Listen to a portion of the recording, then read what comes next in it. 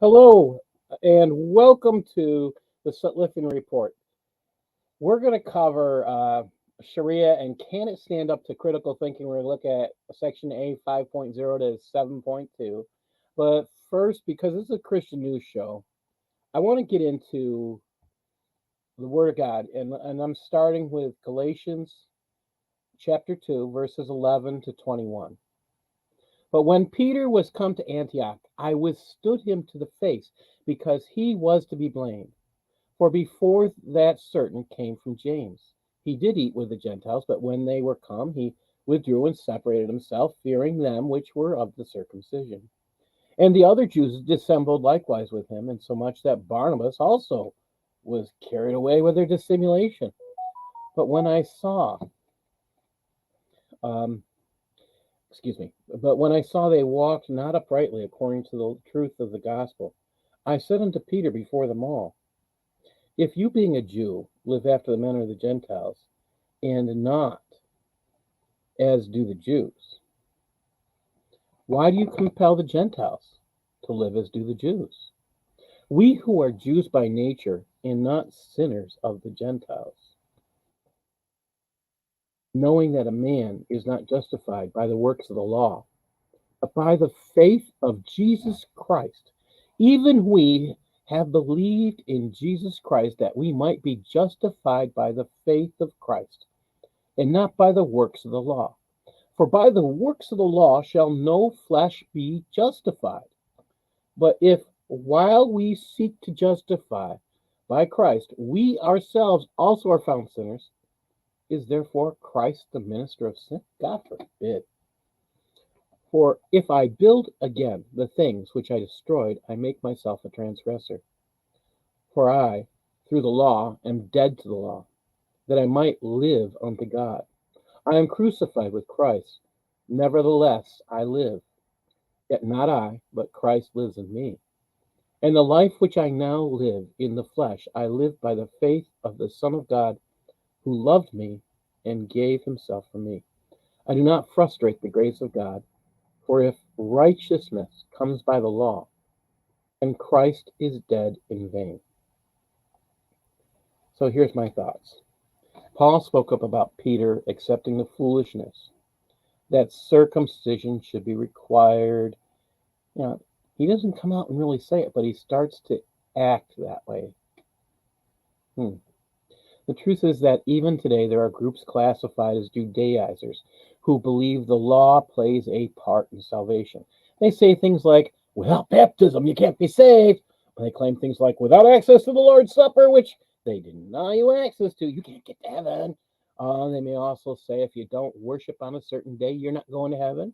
Sorry, Charlie, there is nothing we can do to save ourselves. That's how it is. It's just nothing you can do. It doesn't matter what. You can't do anything. Oh, wait a minute. So it's a gift. Salvation is a gift from God. These are all added rules that we're talking about there. They're just made up added things. And laws take people away from the Word of God. They're good. Not saying they're bad. They point out what you do that's stupid. They point out what you do that's wrong. But it's this gift. Salvation is a gift given by God. It's not something you can pay for.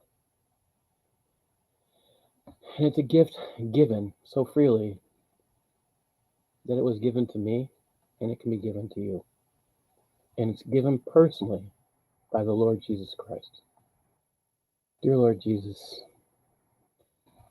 place us firmly in your word. Guide us deeper into that word, that we may know that which is true and that which is not. Lord, take us deeper into your word each day, that we may know you more. Lord, work on us continually, that we may become more of an example of your love to others. In Jesus' name, amen. Now, I started out with that, and I picked that for a couple reasons. I have been sharing out my devotional on Facebook and through email, and I do this in LinkedIn. But I've had a couple Jews start to attack me for sharing this. Welcome, Sharon. Yeah, hi. I'm kind of shocked that Jews would be attacking me for sharing the love of Christ, and then they start attacking me and saying, "Well, you can keep your religion." Well, excuse me. You came on the post to insult Jesus, and you're telling me I can keep my religion. Are you talking to So, me? no, no, no. I'm talking to. This is what happened to me this week. Oh, I'm sorry. Yeah, they came on. They came on. I posted these devotionals I write every day. I put out in Facebook. I post in LinkedIn, and I share an email. And I have two Jews who are very very upset that I'm talking about Jesus. And this is something that's kind of beyond my comprehension. That it's that offensive. Okay, I really don't care that it's offensive. I says your opinion is what's getting in the way of your accepting what's true. It's not anything that I say. It's not. It's the word of God. Well, the responses are just filled with anger, and I shouldn't be surprised about that. I mean, who would turn away a free gift? An angry person. I get that. I don't understand being angry though at this, and this is where it gets interesting for me. Even today, about 4 or 5 times, and this is on something that's been going on for about a week. And I have to sit there and laugh. Why are you guys so angry that I'm talking about Jesus gave us a free gift? What makes you angry that Jesus? I mean, when you think about this, if God gives you a free gift, why would you get angry about God giving you a gift? Okay. I have seen recently I've seen a couple people healed of cancer. And I'm just okay, that's an incredible free gift. All right. Incredible and free. Great. But what about something that's free that lasts for eternity? Forever long, that you're going to exist, period. I'm not talking about your physical being, I'm talking about you existing. Won't you think that'd be more powerful and greater? I don't understand the anger. But let's get into um, this topic. This is going to be fun. And I'm going to share my screen. This should be fun. And it's going to be, I'm going to try and pay attention to both screens. So if I do not do well, please let me know. If things don't look big enough for you, let me know. I will make them a little bigger. Maybe I'll just, yeah. All right. Let's make my mouse over here. Okay, here we go. And come on. Okay. So I'm starting out with A4.2 because this is where we were the last time I met. I took a week off. I had a low tech vacation. I left my charging cord at home. So this is the number one reason I wasn't on last week. And I got to go visit Missouri and see Usama and enjoy wonderful 60 and 70-degree weather. I got to see cement poured and a whole bunch of other things. Usama's a hard worker.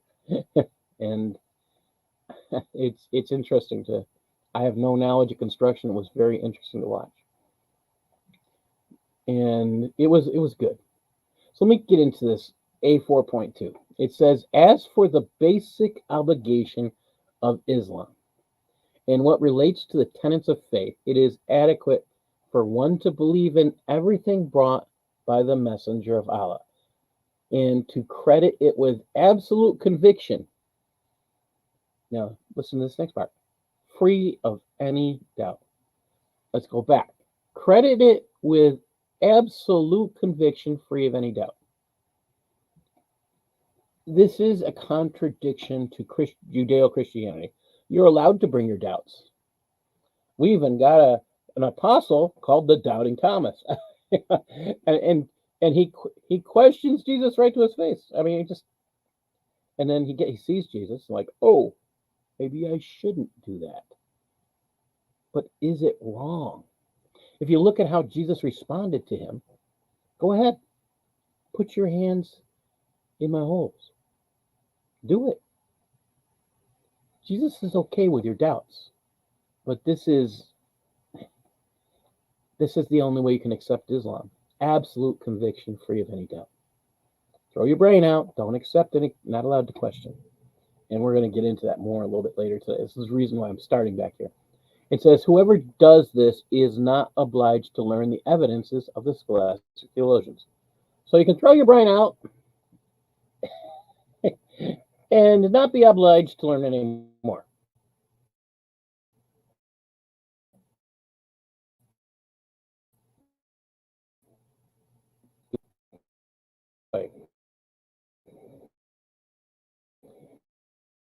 And I'm frozen.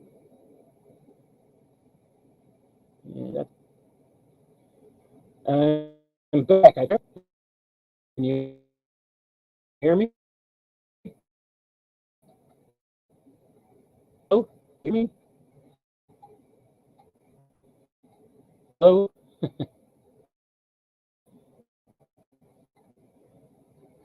Can anyone hear me? Please respond. Looks like I got. All right. Oh, not cool. Audio is very bad, huh? Let me double check. I have two mics here. That's interesting. I can hear you, Paul. You're loud and clear. Okay. All right. Huh. All right. Thank you. Fighting. I can hear you now. Okay. I had a bad tech experience today. I dropped my favorite lappy, and I'm not having a good tech day. So if things are a little befuddled, I apologize. It's my own stupidity that started this this bad part. All right. I want you to think about what it would mean for you as if you were following Islam, you'd have to give up every doubt. And this is just not Jesus' way. Whoever, and it goes on, it says, whoever does this is not obliged to learn the evidences of the scholastic theologians. Well, the truth is they don't have any evidences. You can't prove that Muhammad was real because you can't find Mecca. So, scholastic evidences, I think that part is hilarious. The prophet, whoever the part of a prophet is, did not require anyone anything, but what we've just mentioned. Now think about that. What was required? Absolute conviction without any doubt. Really? You're required to follow blindly. You're required not to have questions. What does that say about your humanity? To follow someone blindly. That sounds like someone who has to be brainwashed to the point where they can't think for themselves. And that's a little scary. I'm going to go down to this next yellow section here. I'll finish this. Nor does the first four caliphs, the other prophetic companions, nor the other Muslim community who came after them. And then it goes on. Rather, what befits the common people, which will be you and me, but these are Muslims, okay? What befits the common people and the vast majority of those learning or possessing sacred knowledge is to refrain from discussing the subtleties of scholastic theology, lest corruption, difficult to eliminate, find its way into their basic religious convictions. So they're saying, if you have doubts, it's going to bother your religious convictions. And they say, rather, it is fitter for them to confine themselves to contentment with the above mentioned. Okay. So if you have any questions, stop.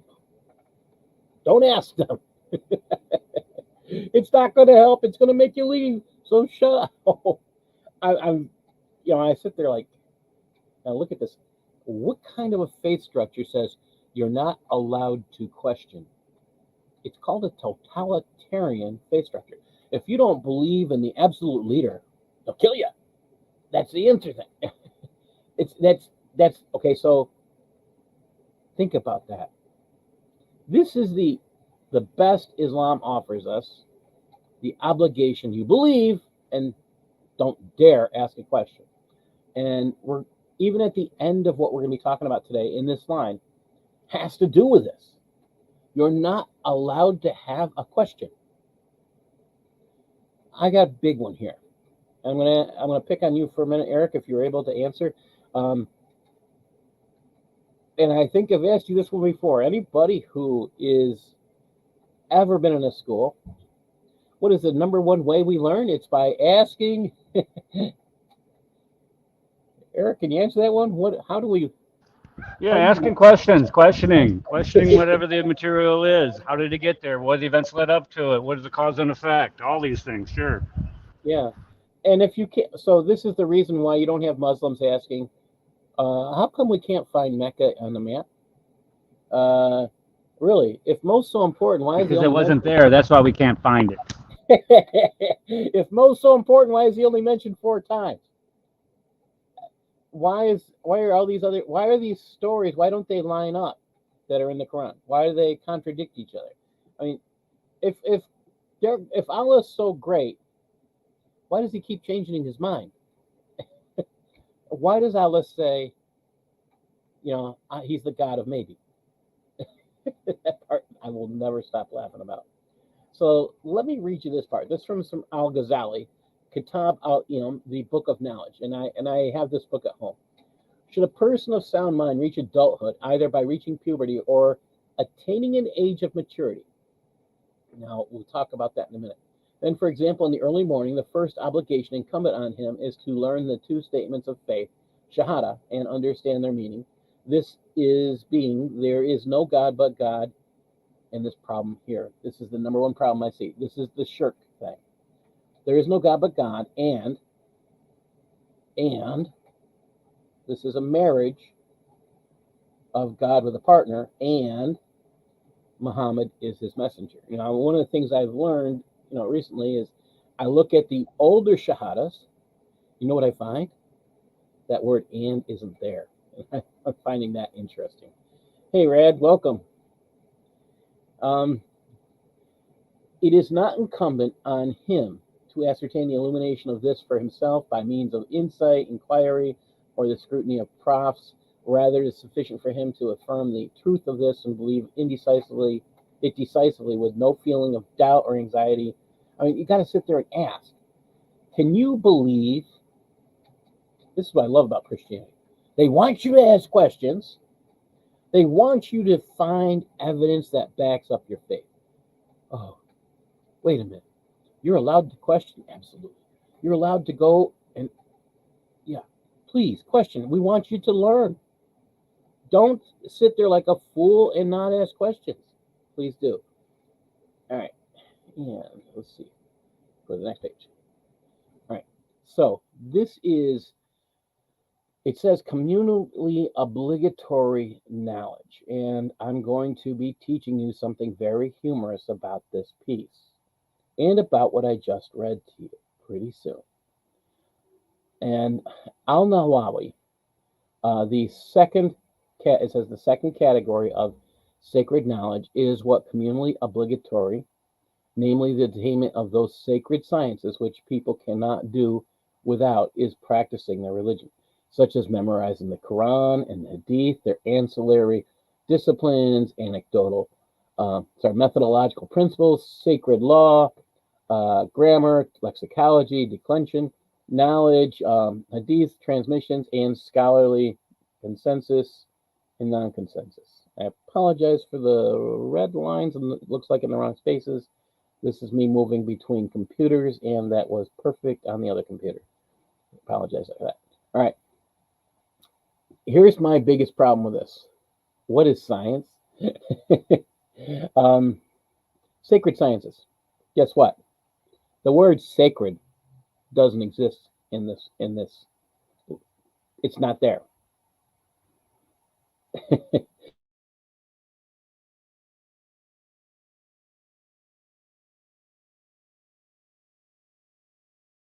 Paul, you're muted.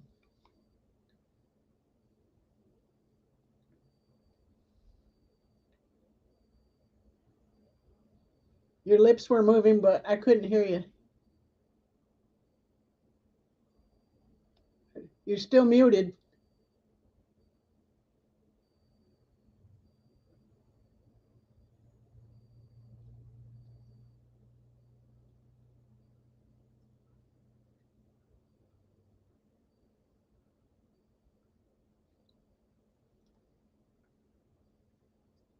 Your lips are moving, but I still don't hear you. Let me see on YouTube.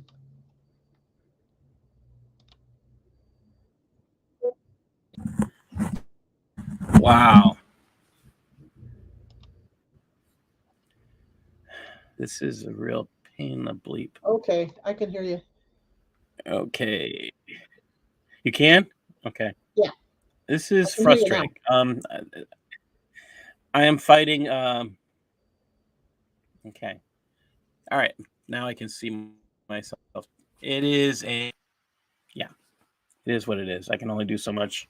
Technology is just technology. All right. Keep thinking about what this says. I'm going to go back and I'm going to tell you what it actually says in Arabic in a minute. And this to me is a number let's look at A5.2 first. As for learning which is not sacred knowledge, I'm telling you, the word sacred is not there. And I'm going to be talking about that in a minute. Let's look at it in a different way. It says, as learning for that which is not.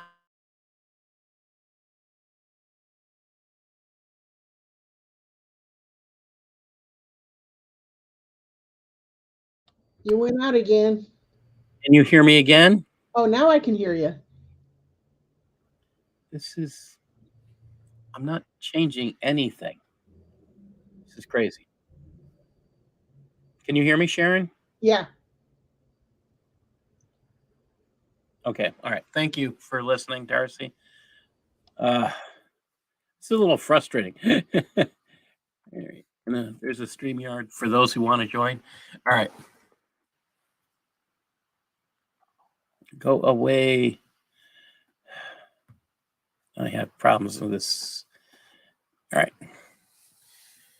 As learning which is not sacred knowledge, it says it is required to sustain worldly existence, such as medicine and mathematics.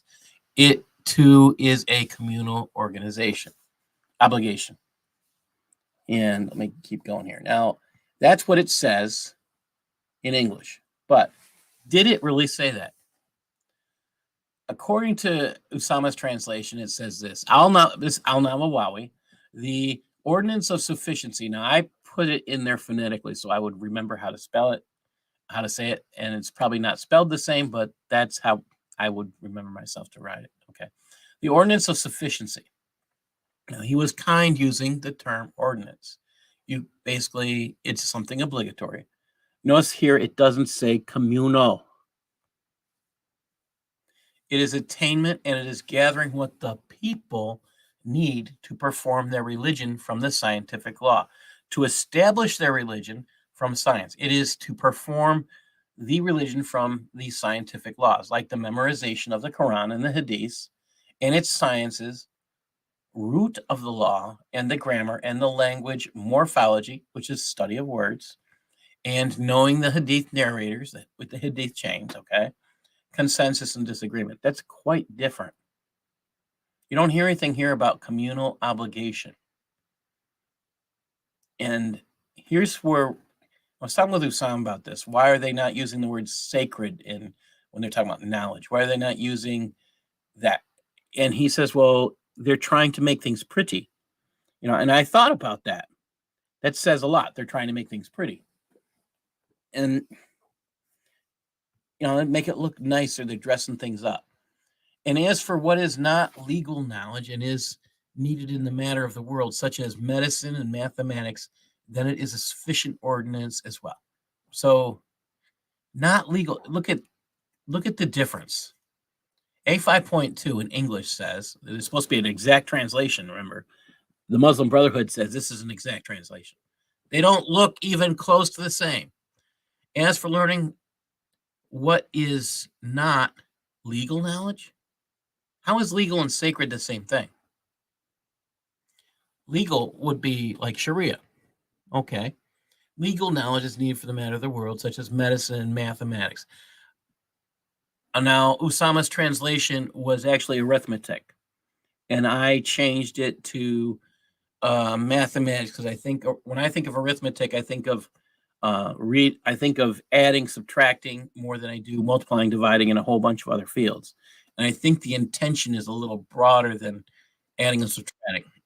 subtracting, which is what I think of arithmetic. All right. I'm looking at this like you got to start looking at these words that are missing. This word sacred missing is a problem. This is extreme problem. Thank you for coming in, Darcy. All right. And we go on. This is going to drive me nuts. That the red, and let's see if I can fix that. And let's see if I can fix these real quick. There we go. Okay. The third category is a supererogatory. Now, I had to go look up what that word meant. Supererogatory. Performed or observed beyond the required expected degree. Okay. Superfluous. Unnecessary. Why did you use a word like supererogatory to tell us something about something that's unnecessary? Why are you legislating a rule that's unnecessary, huh? Such as in-depth research into the basis of evidences. Oh, so you really don't want us learning. You don't want us asking questions. Definitely sounds like Islam. And elaboration beyond the amount required by the communal obligation of or such as an ordinary Muslim learning the details of non-obligatory acts of worship. This is where it gets interesting to me. If you are a Muslim, there is something, just the concept that there is something called non-obligatory acts of worship.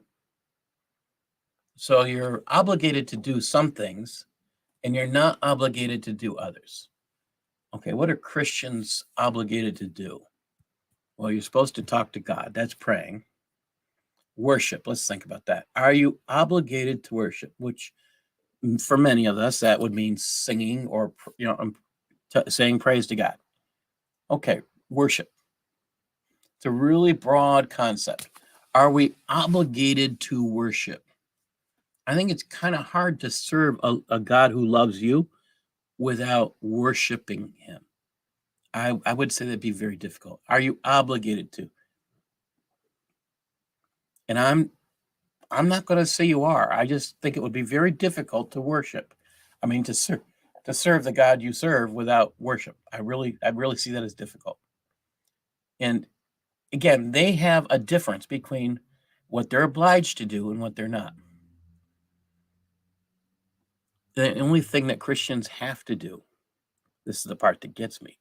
I may never understand it. The only thing Christians are obliged to do is to simply do this. Give their life. All you have to do is decide that you want to serve Christ. That's it. That's all that's required. All right. And had to pick a button here. All right, sorry about that. All right, let's keep going. Over here. Come on. All right. This refers to C4.2 when they're talking about supererogatory. And I sit there like, okay, what's that supposed to be? The second category is those acts which performance is sanctioned by sacred law. Again, the word sacred is not there, such that the person who performs them is rewarded, though someone who omits them deserves neither punishment nor blame. Okay, this includes acts of the prophet, Allah bless, and did not diligently perform, but did one or more times and then discontinued. It also includes all voluntary acts. So again, voluntary means you don't have to do these things. So spending on the poor. Okay, that kind of makes sense. You have a choice. Fasting on Thursdays of each week. Okay, I can get you having a choice. Wait a minute. Praying Raka units. Wait a minute. I thought prayers were obligatory. So pay a little close attention. Praying Raka units of prayer in addition. So if you decide you want to pray more, that's not obligatory. Okay, I can kind of get that if they're saying you have to do so many and you want to do worship, they want to do more. Okay. Confirmed sunnah prayers. A category is called extra sunnah or they're using this word supererogatory, which doesn't exist in Arabic that I know of. Okay. Says something. They want to put in a fancy word to dress things up. Supererogatory. Oh, think about that. What's the purpose in dressing this up? Now, and I'm going to I've got this in and I did not. Let me just put an animation on that for a second. And I'm going to go back.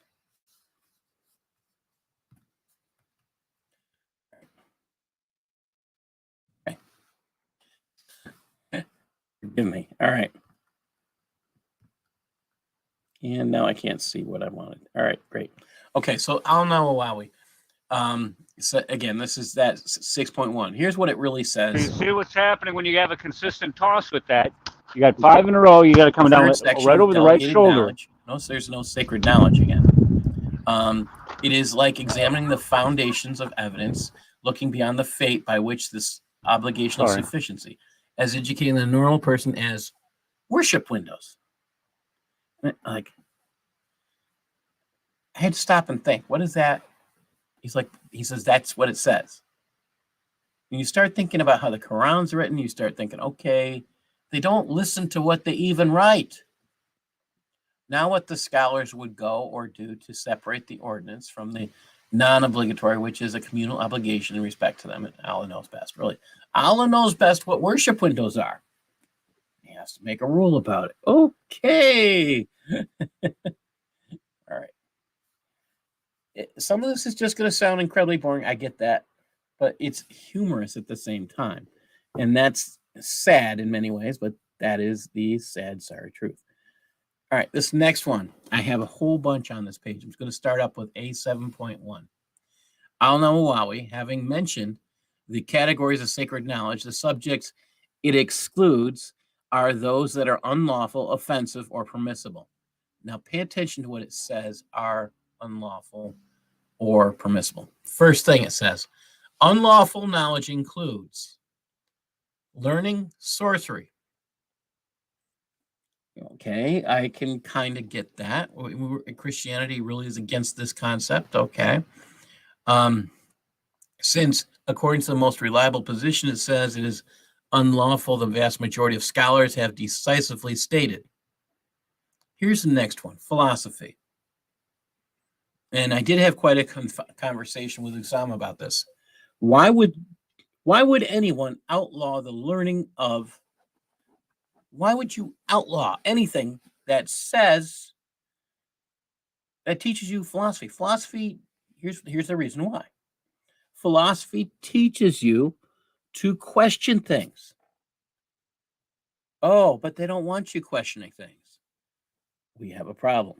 If you're learning to question things, we have I mean, this is where it gets insane.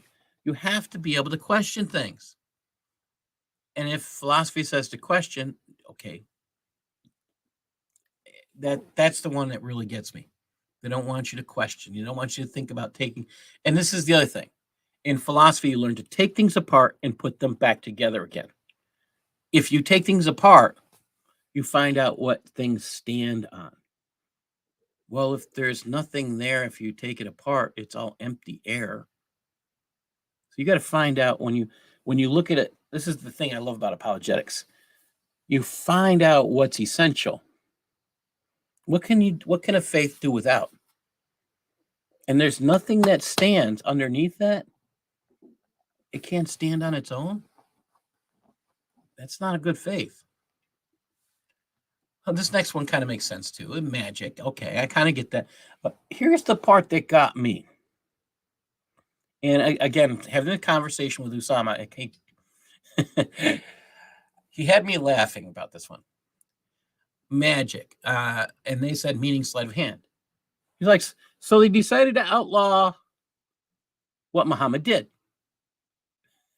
I sat there and I started laughing because look at, when you think about it, what was Muhammad? Which made him big? Oh, he was a raider. He stole things. So did he use sleight of hand? Well, what do you think about a trader? Hear my words, trader, a merchant who will go and raid other people, but yet he's a merchant. Are you trusting this? Is he a guy who practices sleight of hand? Absolutely. But they made a law against it. Makes you start to question what's really going on here. Okay, astrology. So you're looking at the stars and you're trying to find your future. Not a good idea. They have a rule against it. The sciences of the materialist. I thought this was humorous. We're going to get back into that philosophy thing in just a minute. And anything that means to create doubts. Again, you're not allowed to have doubts because that means you might have questions. You can't have doubts. All right, let's look at sorcery. P3.1. I went there and I wanted to find out what they meant by sorcery. It's an enormity because the sorcerer must necessarily disbelieve. And the accursed devil has no other motive for teaching a person witchcraft than that he might thereby ascribe associates to Allah. Shirk. Shirk. How is shirk and sorcery tied together? That didn't make a lot of sense to me. And, I'm going to keep going back and playing on that one until I get to this part of the Shariah. But that's a problem. I see that as a huge problem, that they associate sorcery as a need to associate partners to Allah.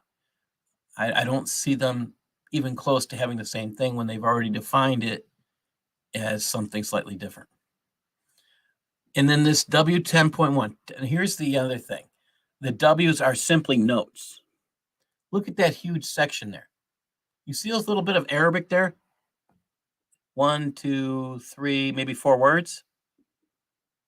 That's all the Arabic that's there. So that all of this is in English. It's a note. It doesn't exist in Arabic. It's written for the English speakers. So we'll go through this real quick. Anyone who has made a serious study of philosophy must acknowledge the term has been applied to a great many widely varying procedures and styles of thought throughout its long history, and there is little substantial agreement among philosophers as to what philosophy is or what it should be. That's actually a good thing, because you can sit there and argue about what it means, so you can start to have a better definition. If everybody agrees on things, it doesn't mean you're always right. It might mean you're shooting too close to the target. You're too close to the target. You need to step back and see it more. I'm guessing Eric and Red and a few others who go shooting. I'm guessing Sharon has too. When you go and you do target practice, can I pick on you for a minute, Sharon?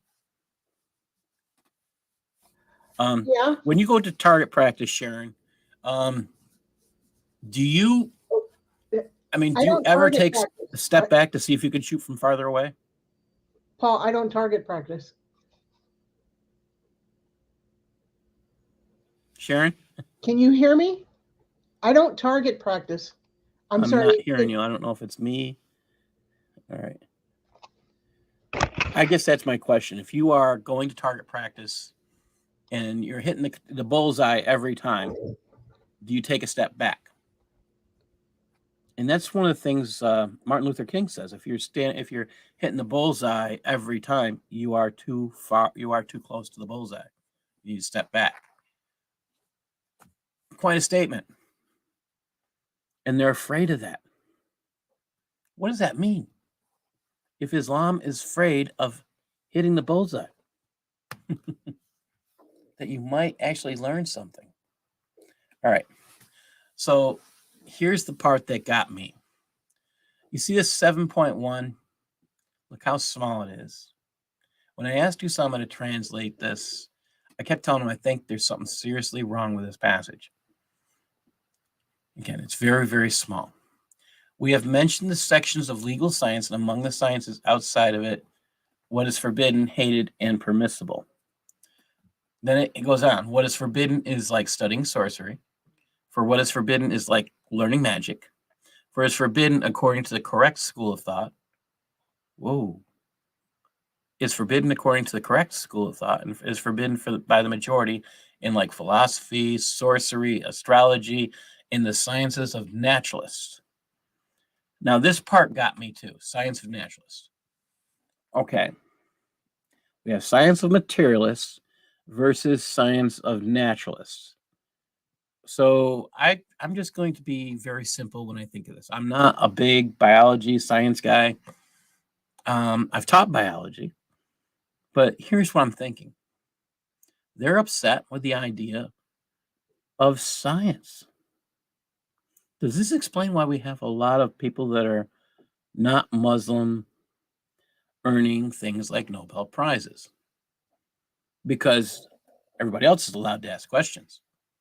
And according to this, according to Shariah, they're not even supposed to be allowed to be interested in science. Simple science, natural science. What are we talking about? Okay, we could talk about animals, humans, natural science.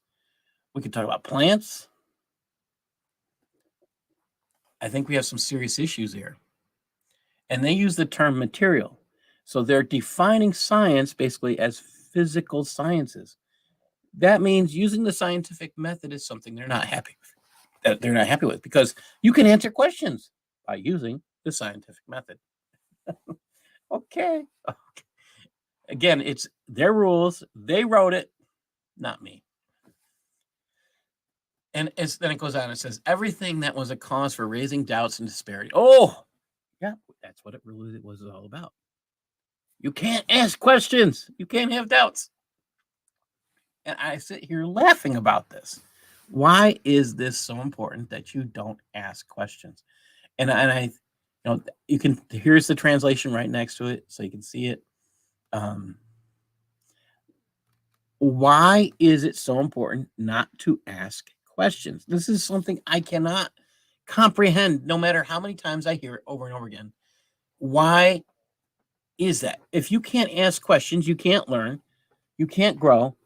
But again, this creates that problem that we keep seeing within Islam, because they talk about Islam is really a form of Gnosticism. The more things you learn, the higher levels of heaven you get to.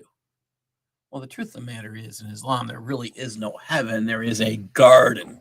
There are higher levels of gardens. There's no heaven in Islam.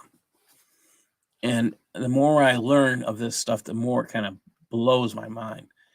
What does that say? Here's the thing that bothers me the most when I talk about this. We are talking about the Islamization of knowledge. So in Islam, and I know those who've listened to me have heard me talk about this concept a lot. Islamization of knowledge. It is a graduate level topic. You'll hear PhDs talking about this. You'll hear the guys working on their master's programs studying Islamization of knowledge. What is the whole purpose? Whole purpose is you have to put things like biology through the rose-colored glasses of Islam for you to be able to say that's acceptable knowledge for Islam. Unless it's gone through this process of rose-colored glasses for Islam, then it's not acceptable to learn. That should be kind of scary when you start to think about it. So there are things that are forbidden that have to do with things like science until Islam says it's acceptable to learn. You have to ask a lot of questions about this. Now, only those people, we're not talking about the common people. See, this is where you get those different levels of knowledge. You and me, the common people, we wouldn't be allowed to do these things because we're common. But somebody who has better knowledge would be allowed to pursue these things. Again, it's quite a statement. You have to have that approval to learn things. Again, think about what science means. A knowledge of a system or knowledge covering general truths. Department of systemized knowledge or an object of study. Study of theology is okay. You think about biology, all these sciences you can think of. And that stuff is just a problem. Now, this comes from Ismail al-Faruqi, Islamization of knowledge. He's the founder of the concept. I say founder. Shariah is written a long time ago, but this came out in 1987 via the International Institute of Islamic Thought, which he helped found. Think about this. The great task is to recast the whole legacy of human knowledge from the viewpoint of Islam. To recast knowledge in the mold of Islam relates to the Islamic vision. It is necessary to Islamicize knowledge, to redefine and reorder the data, to rethink the reasoning and relate the data, to evaluate the conclusion. Everything is getting reviewed. So Islam can say, okay, it's okay. So what if you learn something new that's groundbreaking, that would change all of humanity? Let's say you created something like an airplane. Well, we have a problem here. So you wouldn't be allowed to share that knowledge or talk about that knowledge on. Oh, wait a minute. What does that sound like? Does that sound like the Catholic Church when they're saying you can't talk about these things? Shut up. Yeah, it does. When you hear about that period of the Inquisition and the scientific revolution, things like that. Yes. You have to be very careful. It has to be approved knowledge. Approved knowledge. Well, we're getting into something that's even happening today when we're talking about this. What's acceptable and approved. Now let's think about that. In returns to that amazing pandemic thing that went around the world, which I can't mention and stay on the air because YouTube has a problem. When you talk about the studies that came out recently that said certain things were useless to keep you from getting that imaginary COVID thing. Oops, I said that word. If you got that, if you were using one of those things that you would put over, the scientific study says it's worthless. That putting that thing on your face was worthless. That's what the scientific study said. Even Fauci wrote about it before this stuff happened, and he said doing this, putting this stuff here, was worthless. And the gold standard of studies come out and says worthless.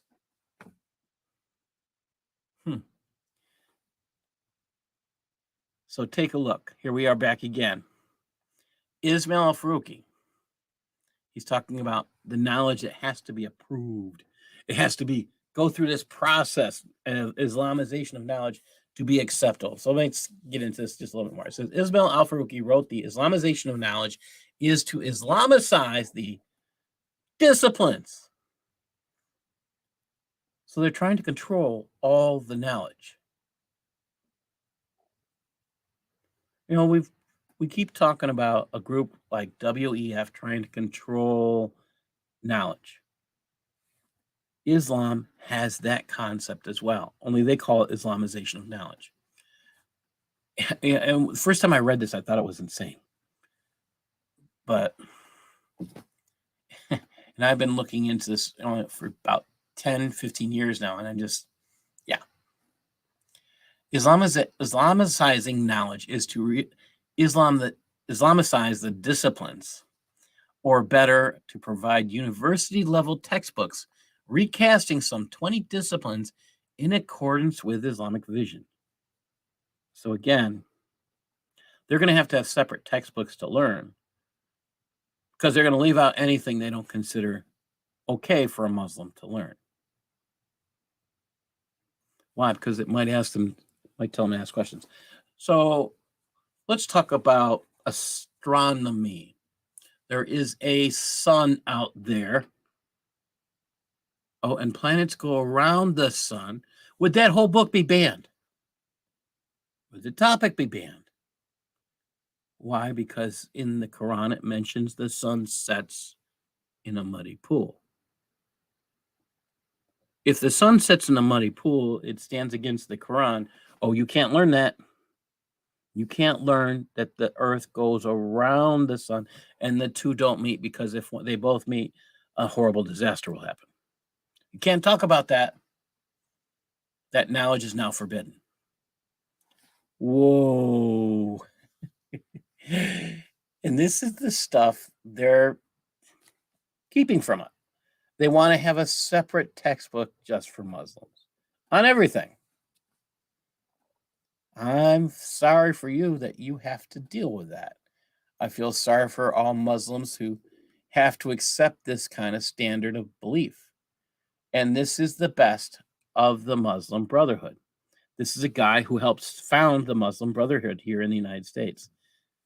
It's scary to think that this kind of stuff can happen, that this is happening around. I mean, I know this is happening here in my locality. Why? Because Ismail Al-Faruqi's student used to run the local mosque here. He brags about having had him as a professor. Yeah.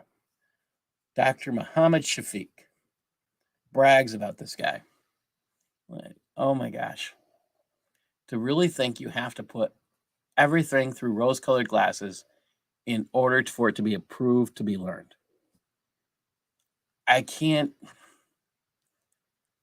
I mean, I'm just curious, Eric, if you were to take the concept of everything, do you think you'd be able to go through everything and cast it in a light of Christianity?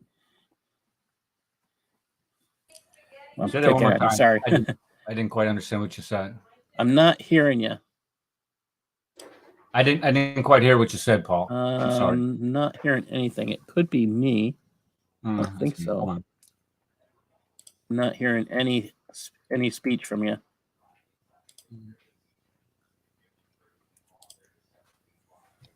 I hear you, Eric, but I hear Paul. Okay, 1 minute. All right. Too.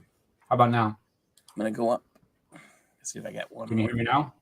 And I just want to point out that there's an international journal on this topic.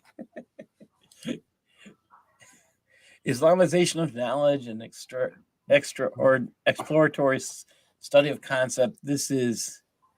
You can find tons of stuff on this. It's mind-numbing. Can you hear me, Paul?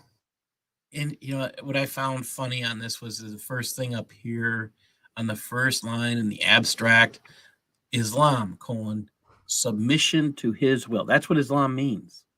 Submission to his will. If you're submitting because you're afraid you might learn something, I have serious questions. What's going on? And what's the actual issue? All right. And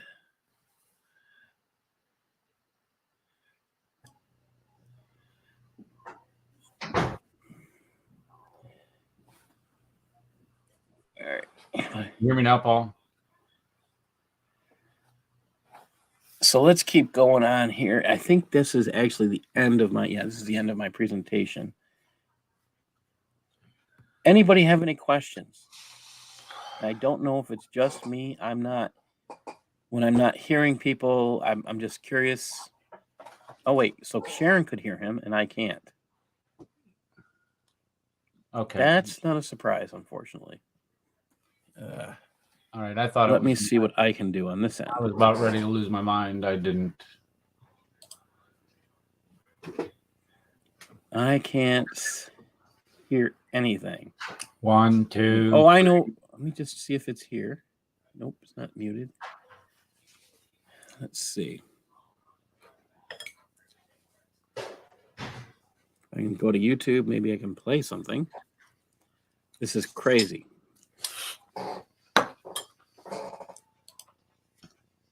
I have had so much difficulty with this low-tech life. All right. How about now? All right, Eric, go ahead. Let me see if I can hear you this way now. Can you hear me? Can you hear me? Paul, can you hear me? I don't think you can hear me. Not giving me any sound. I can hear you, Eric. But Okay. I have a Thanks, Sharon. Yeah. I don't know if Paul can hear you either. All right, I think I know what I can do. Let's try this. You can plug your speakers. Hold on in. a second. I'm going to try one more trick here. I have to do up my sleeve. Let's see. Back to StreamYard. All right. Crap. All right, let's try this. Is that any better? I can hear you loud and clear. Can you hear me? Can anybody hear? I can hear you. I can hear I you. can hear just fine. everyone. I am. I can hear Paul and Eric. Oh, the joys of low tech. Paul just can't hear I us. can't hear a thing. He's deaf. He needs some hearing aids. And it could be that my Yeah, low I'll tech email day it is or really I'll a send one of bad these day. things. Let me I try this have one more you, Eric. I got one in each ear. time. You give him the left one, you give him the right one. And, Oh yeah. I got Yes, I'm having sound problems, you stupid machine. All right. Please forgive me, everybody, if I don't know why I can't hear today. Oh, forgive me. I'm going to end up ending this show a little early because of all the wonderful technology problems due to me having dropped my laptop. Not too intelligent. Not cool. Don't do it. It's expensive. So I got one more thing, and I don't know how if this is going to work to share. Let me see if I can or cannot share. I'm concerned today. This is the one thing I'm really concerned about that's off topic. And let me see what's going. I have no idea why I can and cannot hear today. Wow. I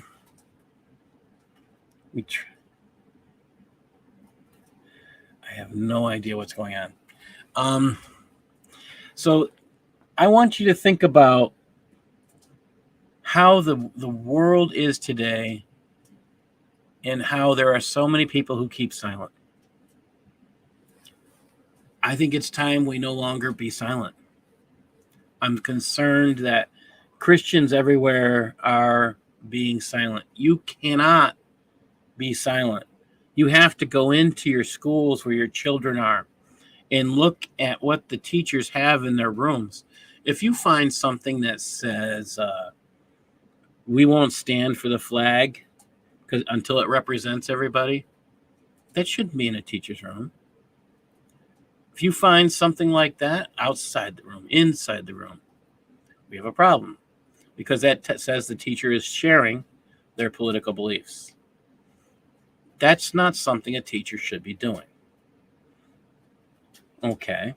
I mean, we have teachers out there sharing socialist beliefs. We have teachers out there sharing all these kind of things.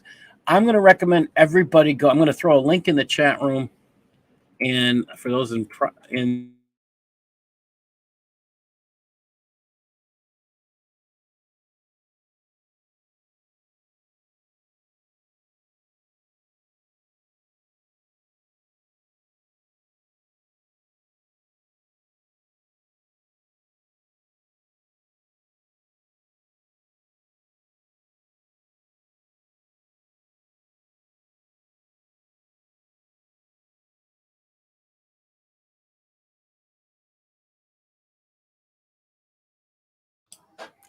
So what do you think, Sharon? You want to change the topic on him?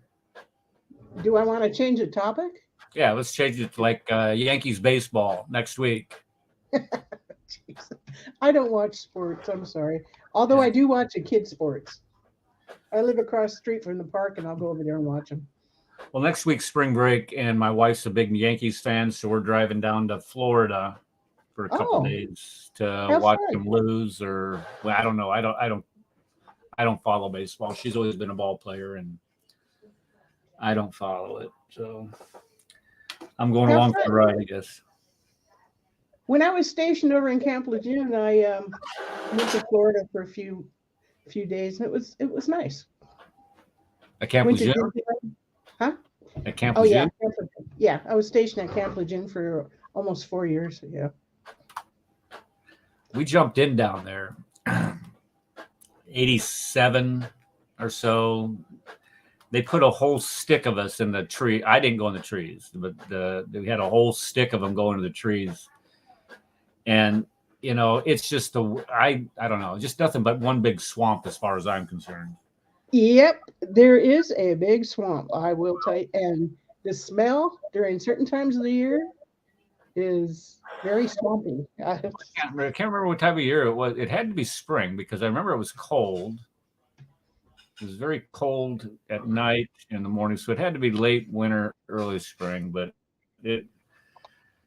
that's my only recollection of what's the deal with the water? I keep seeing these ads for water. I guess the water. I guess if do something, I lived off base, but I guess the water. I'm not sure if it was the city surrounding it or only in Camp Lejeune, the base itself, but the water was bad. Now, I actually did contact one of these outfits, one of these lawyer groups, and I haven't heard back from them. But I've had some things go wrong with me over the years. But I don't know if it's old age or or what. So if I see $10, I'll be surprised. Yeah, and who's going to see the other 10 million lawyers, a bunch of shysters. Yeah, that's what I figured too. Can you hear us now, Paul? I can hear you now. Can you hear me? Yeah. Okay, this is the joy of low tech. I actually had to dig out an old camera today because the computer I'm using, the camera doesn't exist. Oh, you know something? Your picture is different. It's not as good as it used to be. So you can tell something's different. Yeah, it's a lot of issues with this camera. I bought it because I was worried that this kind of thing would happen. That's the only reason I bought it. I'll tell you the truth. I don't even like to look at myself. Dragon's in the chat. She's telling everybody to subscribe and hit the like and all that. Thank you, Dragon. That woman's like a warrior. She said every morning I get up. Like this one, I get up. I usually get up around 4 or 5. Usually before 5, but 4. I was up at like 4 this morning, and the first thing I do is I open up the phone and I check those Skype messages, and there's always one from Dragon. Always something positive, telling us to have a blessed day, and it's always nice it's always sweet to hear that from her. And the amount of dedication she has to these channels and the shows like this is just absolutely phenomenal, and we appreciate you. I'll shut up now. Oh no, I'm just curious. People who are out there have spent their time listening today, and I apologize for walking over others when they were trying to talk. I had a low tech vacation, and I didn't realize it would be good and relaxing to get away from things. And I took my computer with me, but I didn't bring my cord, so I couldn't charge. And I just, it's another good thing. Every once in a while, it's a good thing to go low tech and to get away from things. But when you're trying to do something like this, it's not exactly fun to do. I tell people that if you get a chance out there to share who Jesus is, don't shut up. Don't keep it silent. Don't keep to yourself anymore. You got to get out there and share the word of God. It doesn't matter how you do it. It matters that you share the word of God. Do your best. And my biggest thing I'm going to tell people, fight hard to live that way. You got to fight hard to live for Christ. It's not. Can I share something real quick, Paul? Yeah, go ahead. Real quick. Me and my church and I are involved in a they call it Good News Club at a local elementary school, and I mean it's just the recommendation from the club itself, the organizers, because it's like a statewide thing, okay, is that you don't have more 5 kids. We got over 90 and we've had to split them from kindergarten to 2nd grade, and then I got the 3rd to 5th graders. And I'll tell you, there is nothing more special than sharing the gospel and leading a child that age to Christ, and you can sit there and you can see it in their eyes. You know, we go through the lesson. You know, I'll teach a lesson to the whole group, and then you got other things going on. But you know, you'll ask them and say, if you're interested in, you know, praying the sinner's prayer, receiving Christ today, go out in the hallway, or if you haven't received Christ as your Lord and Savior yet, and to see the eagerness. I mean, you can see it in their eyes, just like, tell me what I need to do. Tell me why I have to, and you get in being able to share that with somebody that young, and then to have an impact, a lifelong impact on a child like that. I'll tell you what, you know, I've shared Christ with, you know, a lot of people, I you know, adults, but to do it with a child like that, and the eagerness that you see, and you can see it in their eyes, you know, how they just, you know, it doesn't get any better than that. It just doesn't. Eric, the only thing I can say that I haven't seen that, and I'm jealous. I'm so happy that you're able to see that. I look at you know, there's great joy in serving Christ, and there's great joy in sharing Christ. And I think no matter who you are, when you find him, if you shut up, you give up a part of yourself that you'll be regretting the rest of your life. Absolutely. Don't stop telling people about what he's done for you. I can tell you, let me tell you a little bit about my life before my divorce. I was not a nice guy, is how I look at it. I don't think I was a great guy. I think I was a royal jerk. And I don't want to say divorce made me a better person, but certainly made me take a better look at what kind of a man I was. Mm-hmm. Certainly made me look at what kind of a person I wanted to be. And I think I'm picking on men in particular. We all have to think like that. Us men, we have to think about who do we want to be. And even when we're in our 50s, 60s, 70s, 80s, 90s, who do we really want to be? And then we're asking ourselves, as those kids get older, who do we want to be to our kids when they're in their 20s, their 30s, their 40s? Who do we want to be? I have to say today, I want to be so much more than I am. For me, writing devotionals is probably the best thing, the most important thing that I'm doing. Even though I think my work in exposing right now, working on civilization jihad stuff and exposing the insanity of Shariah, I don't think it can compare with sharing the gospel. I don't think it can compare with what I share about in the devotionals I'm working on. I only write one little piece a day for devotionals. And you know what kills me is the majority of people, that read those when I share them, and I get I can tell who's reading them from my LinkedIn account. And almost all of them are law enforcement or military. And if I can have that little bit of an impact, sharing just that little bit, and I think that says a lot to me. My purpose in writing them the way I'm writing them is to reach out to people who maybe don't have an hour or two to read.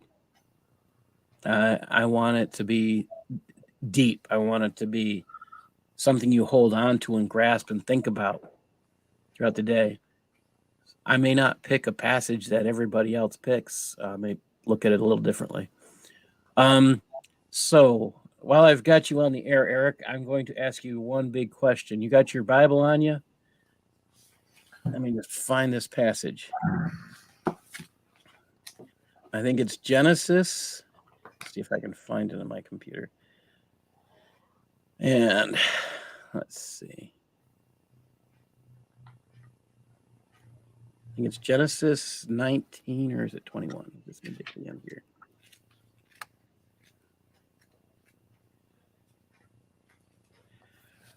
I found something that I think every single one of us needs to look at in respect to Abraham. It's actually Genesis 21. Genesis 21, verses 22 to 34. And I want to get everybody's opinions on this because it kind of blew my mind. I feel like, you can read scripture over and over and over again. You can always learn something new from it. And this has me feeling like an idiot. And I'll explain why. I'm just going to read it. It says, "And it came to pass at the time that Abimelech and Pichol, the chief captain of the host, spoke unto Abraham, saying, God is with you in all that you do. Now therefore swear unto me here by God that you will not deal falsely with me, nor with my son, nor with my son's son, but according to the kindness that I have done unto you. You shall do unto me and to the land wherein you have sojourned." This is Abimelech, and he's trying to make a deal with Abraham for generations to come. And Abraham said, he has no problem. He says he'll swear to this. He'll agree to it because they've been, they're like best buds. Okay. Abraham reproves Abimelech, though, because of a well of water, which Abimelech's servants had violently taken away. So I think this happened, and Abraham did not believe it was because of Abimelech, but somebody that wasn't listening. And Abimelech said, yeah, I don't know what you're talking about. Neither did you tell me anything about it until today. And Abraham took sheep and oxen and gave them to Abimelech, and both of them made a covenant. And Abraham set 7 ewe lambs of the flock by themselves. And Abimelech said unto Abraham, what does this mean? Why'd you set them by themselves? And he said, for these 7 ewe lambs shall you take off my hand, that they may be a witness unto me that I have dug this well. Wherefore he called the place Beersheba, because they swore, both of them, thus made a covenant at Beersheba, that Abimelech rose up and Pichol, the chief captain of the host, and they returned into the land of the Philistines. And Abraham planted a grove in Beersheba and called there on the name of the Lord and everlasting God. And Abraham sojourned in the Philistines' land many days. So this is a deal by the guy who's leading the area known as where the Philistines lived, and Abraham. Here's the thing I find fascinating. They made this deal, and maybe I'm reading too much into this. I'm asking your thoughts. And this is Abraham. And where are these people claiming they live today, who are Muslims? They're claiming they live in the land of the Philistines, which is otherwise known as Palestine. Who has the rights to this? If somebody broke the deal of Abimelech's children with Abraham, doesn't it kind of sound like that land is now given to the other? If either one of them broke the deal, because this is a deal for generations, that something would happen to that land, that it would be given to the other, that there would be something severe. I'm not saying, it doesn't say there's a penalty. This is the point I'm making. But it was a deal for generations. I mean, to me, this made me stop and think. I'm just curious what anybody else thinks on this. Well, I noticed it doesn't say that they went down into Arabia and built a Kaaba. Exactly. And notice it provides details about the land that they're living in and residing in at the time. And this again is a great catch, because I'm sitting there looking for the spiritual meaningfulness of this, and then I just kind of glanced up and I said, okay, well, this is right after he casts Hagar and Ishmael out. Yes. And so where was this, or where exactly did he do this? And a lot of Muslims will point towards the Psalm. I can't remember what it was. The Valley of Becca. The Valley of Becca. Okay. There you go. They'll say, oh, that's where they are. They're the Valley of Becca. Clear down to Mecca. That's what that means. The Mecca is the Becca. Without examining the context in which these stories are portrayed and described and the land around them. And again, this is another desperate attempt. This is the desperation that they have in order to accommodate the theology of the Quran into that of the biblical narrative. And it just doesn't work. And this is a prime example of how it doesn't work, because you have a known place. The Philistines, I mean, for the Pete's sakes, the Romans called it Palestine, naming it after the Philistines, for crying out loud. So we know what this land was called.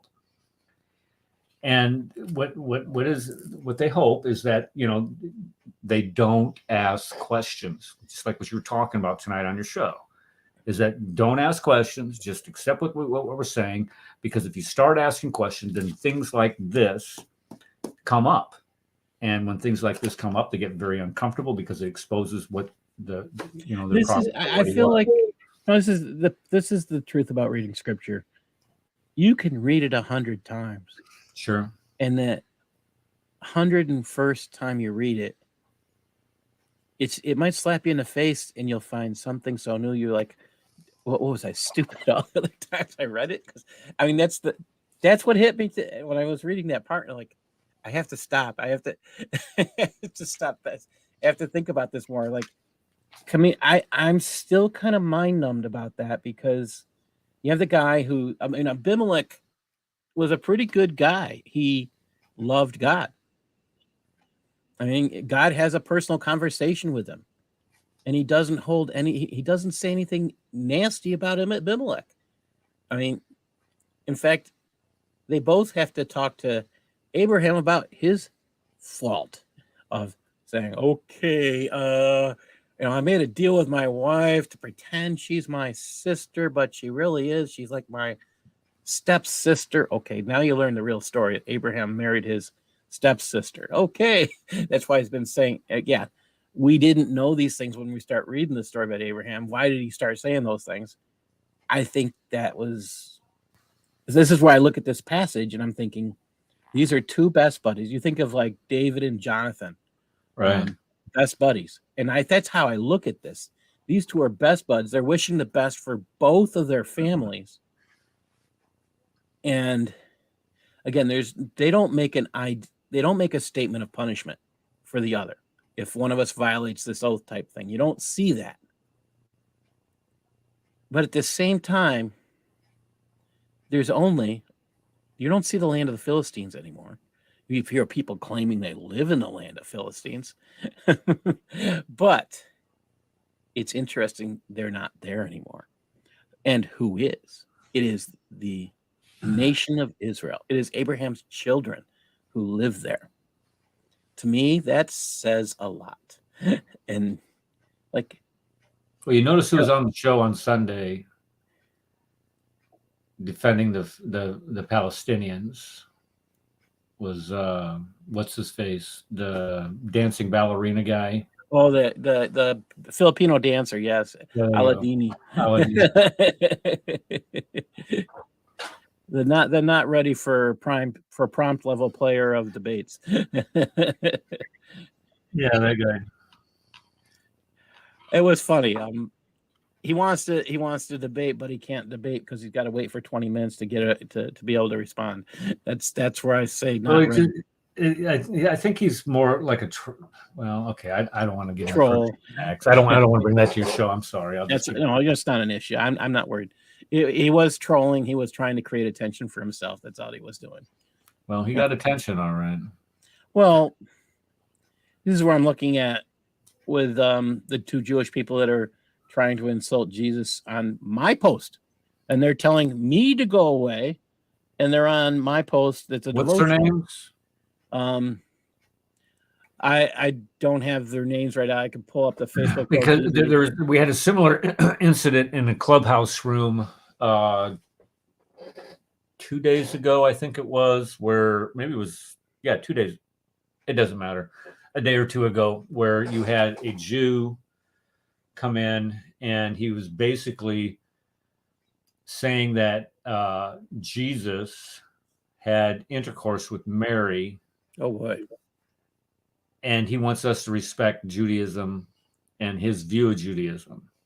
And I mean, this is the okay, and there's a certain amount that you can handle as a Christian, as far as the criticism of your faith or whatever.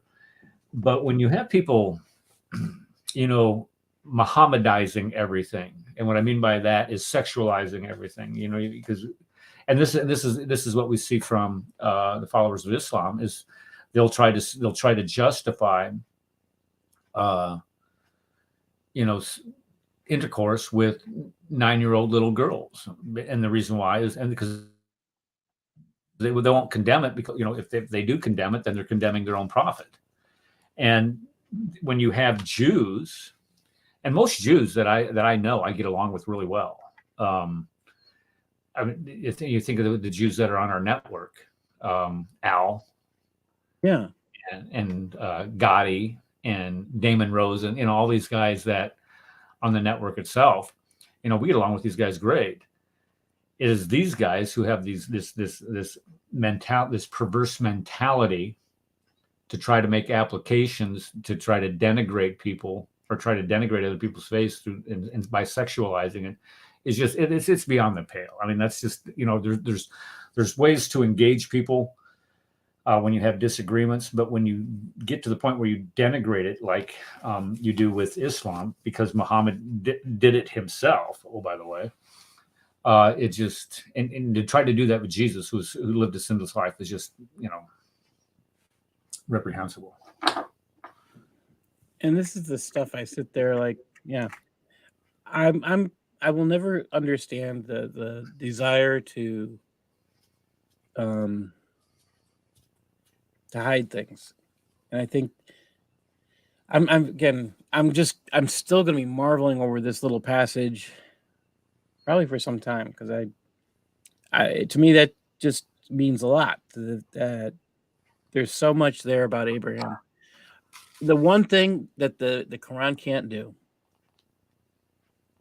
which I would love for it to try, is to come up with details. If it would come up with details on its own, it wouldn't need what I think Osama calls Fantasyland Islam, presented by Ibn Kathir. Disneyland. I think he says Disneyland. He just makes stuff up. It doesn't exist anywhere in the Quran. He's got to create things as if he was there. The Bible has so much detail. I don't think reading it for the purpose of looking at the details was a different story for me too.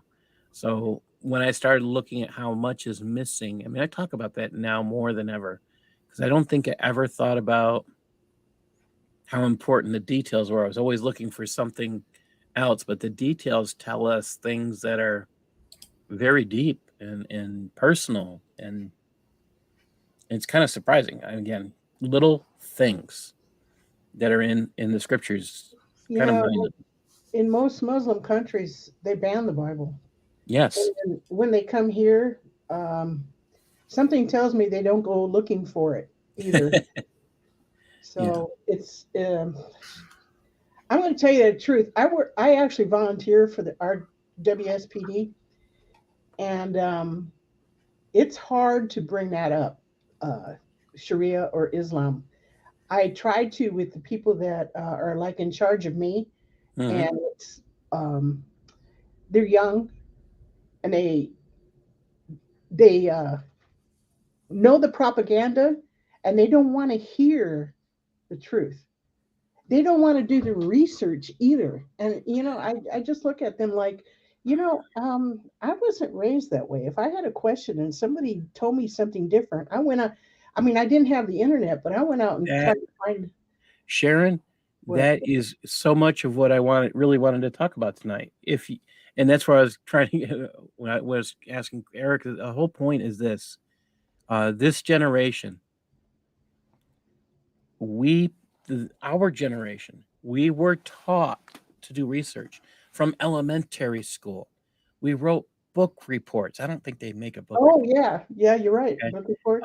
So, in fact, the last time I saw a research report done in a school, I think it was the only research report I ever saw done in the school that I worked in, It wasn't an English class. It wasn't in a math class or a science class. It was in a senior level social studies class. That to me is freaky scary because it doesn't teach children about doing research, doesn't teach them about doing quality research, and then they go on to college. Hey, Paul, I got to run, brother. All right. God bless. God bless you guys. Enjoy. Thank you for joining us. Bye. Hey, Sharon, we have to fight to get these kids to learn to do their own research. I'm never going to cease being amazed about that. Well, I guess what I got to do is just keep bringing it up, like little nits, like, and then maybe one day it'll grow. You know what, Sharon? I'll tell you what. Ask your senior officer, whoever, if they would like a free book that looks at social norms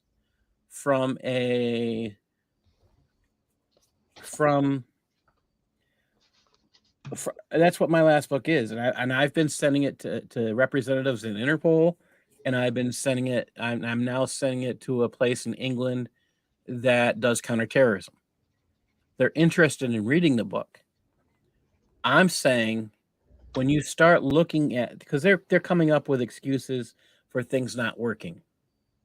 Well, they said Allah Akbar. That doesn't mean that it was about religion. Really? What did they just say? They stabbed the officer and they're saying Allah Akbar. We don't know why I did it. Really? What's the last book? What's the title of your last book?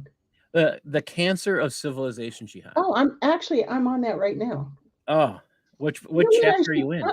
You know what? It just occurred to me. Maybe just set it in their room. You know what? I will send it to them. Give me ask them if they're interested, and I will send them a personalized copy. Okay. I want to give this out to high-ranking. I want to give out to people who are in authority in law enforcement. My purpose is this: detectives and people who are supposed to be in charge of others in the fields of law enforcement should understand that the message of those who are purporting to be moderates are out there to deceive. When they're saying they have a different Islam or they perverted Islam, how come nobody's asked, can you show me where? Oh, yeah, I know. They never delve deeper. Yeah. And that's, and the reason, to be honest, the reason why I started looking is things didn't make sense to me. And this is where I feel that book that you have, the first chapter originally was all about what a willing, ignorant cuss I am, because we were attacked. We were attacked, and I remember the Cole being attacked. Are you talking about 911? No, before that. I remember the Beirut barracks going up. I remember all these little incidents. I was in the Marine Corps when the barracks got blown up. So here's my question. And you have you know what? We were attacked. We were attacked by Muslims. And you know what the question I didn't ask? What? Why? Good question. Why? And this is the part I get angry about. Why didn't the State Department ask the question? Aren't they supposed to know those answers? And, after 911, it's gotten to a point where they deny that Islam is the cause. Oh, he's a psychopath. Oh, he's mentally disturbed. Oh, he's this or that. It's like sickening. So that's the point of that book that you have before you, is to look at, I don't know what chapter you're on, but when I know that I made Connie would have she had a hard time getting through the first chapter. She said she kept getting mad and having to put it down. I laughed. Say that again. She kept what? She kept looking at the first chapter on the Hijra and kept getting mad and putting it down. Oh, jeez. You know what? I got mad as I was writing it, so I totally get it. I felt so stupid. And that's part of what happened when I was reading this. When I was writing it, I felt, because I go look things up. And this is the thing. I love doing research. I get that some people don't. you have to find some people you actually trust. And then you have to, when you find those people you have trust, you have to still verify. So my biggest problem with everything that I've verified, and I'm learning now, like I've been using Reliance the Traveler as if it's a good source. It's not. Here's the reason why. A lot of the translation is bad. Even though they claim it's perfect. Yeah. It's the best translation. Yeah. Okay. Where are the words sacred in that? Really? Please show me. I want to see it. It's Well, you not got to there. admit, at least, we do have it. And, Yeah. We um, can use it against them is how yeah. I look at it. And that's where I do use that. It's highly cited in that book. There are perverse. You really learn how perverted Allah is by reading Reliance of the Traveler. Oh man, he's pervert, a murdering thug. He's a lying sack of, you know what? And Yeah. I mean, the list goes on. And you know what? That's Muhammad. That's why Well, Allah that's is. exactly who he is. I mean, and people will say, well, Allah. I've heard one show where they talk about Allah being the sock puppet of Muhammad, and then I hear Oh, yeah, some I have people a saying picture of Muhammad that. never existed, and I'm of the opinion at this point, I'm willing to accept that someone existed who had the title praised one, which is what Muhammad means. Yeah. All right. I'm more likely to believe he lived in the area of Petra, because there's where I find olive trees. Yeah. Yeah. There's no olive trees in the desert. Okay. That's where you'll find date trees, things like that. You don't find those things in the desert. Exactly. Yeah. You exactly right. The way I looked at it, without getting like what you just thought of, I just go, well, that's what they believe. So I'll take it from their viewpoint, Mhm. whether I believe he existed or not, it's irrelevant. That's what they believe. Well, and that's what I think we have to look at those things. I mean, I took that book that you have is all about behavior. And what it was from having been in Europe, and it was one thing to meet people who were talking about behaviors, and it's another thing to actually see some of them. And I wasn't prepared for that as much as the little bits I did see. And I would say very tiny little bits and things that I did see. And, it's one thing to read about a story. It's another thing. This is why police officers in general,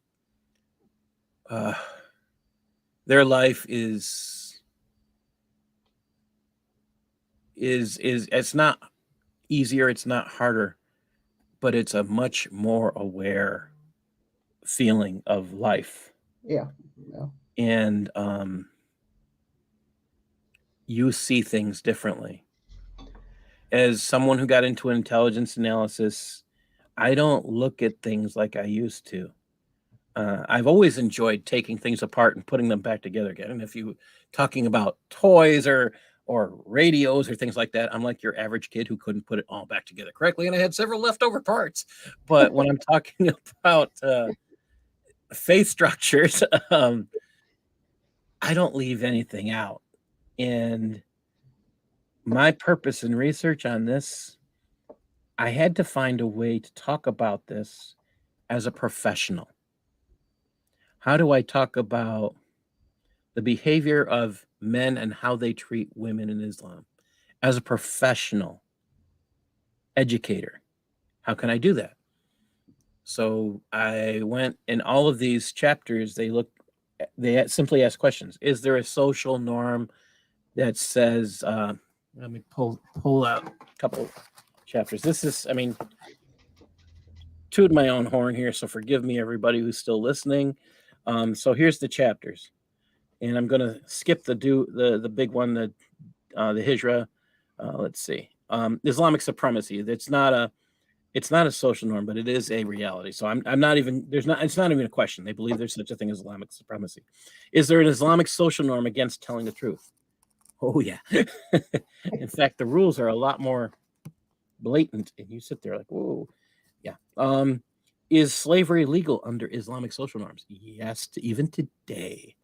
Are there racist social norms within Islam? Okay, be honest, when I started that, I'd heard, I pretty much knew the answer.